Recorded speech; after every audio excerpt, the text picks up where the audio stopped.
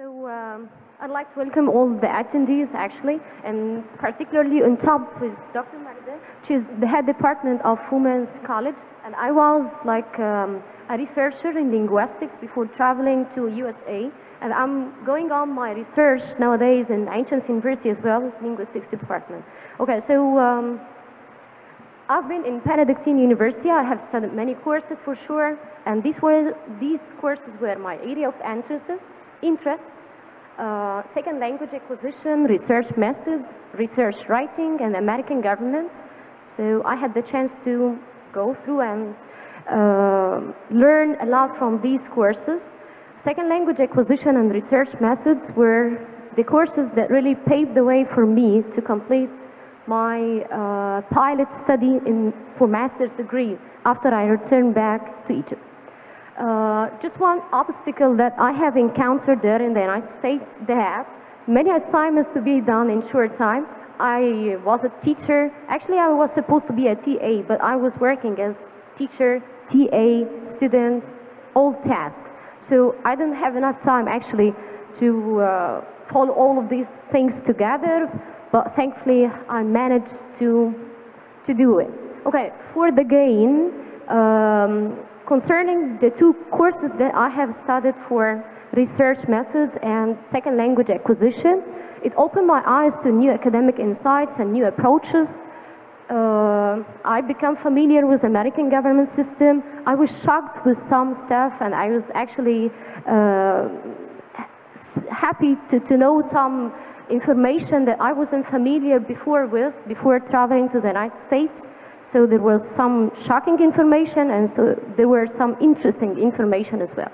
The point that I want to highlight is motivation and excellence.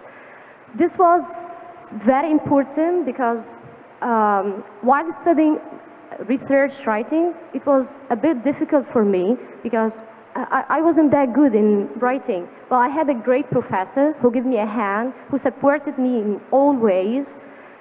So I could say that he changed me from usual student to an excellent student, actually, by motivation. So I've learned that motivation is something essential for students to excel in their fields.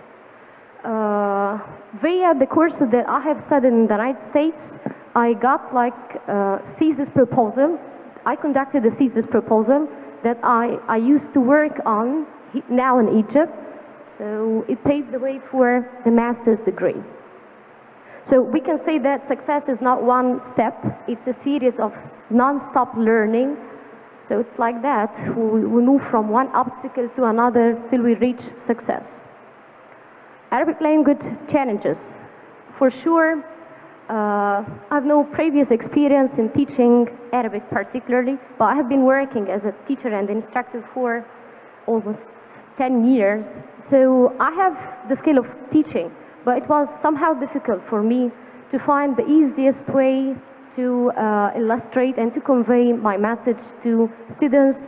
Some of them who had really Arabic background because they have like, their families were Arabs, and some of them were pure Americans, so they have no previous information about Arabic. So I have to couple that. I have to tailor my lesson plan to fit all the students. One of the, I can say, the challenges that sometimes they have difficulties in pronouncing some sounds like kha, ra, all of these points. So I was working on that hard, but still they have a problem in pronouncing these sounds. Then what, actually? So I have to find a way for these problems that I encounter, so I have to tackle with these problems. I decided to use many teaching aids, variable teaching aids, like games, flashcards, role play, songs, cartoon, and I can say that before leaving USA, before I finished my work as a TA there, they could manage to make a conversation in Arabic, like if they were in the market, in clothes shop, or whatever. And this was actually elementary stage. So I feel like this was a great achievement for me to help the students to speak a language that they have no idea about it before. Pain. Yeah, it was really a pain.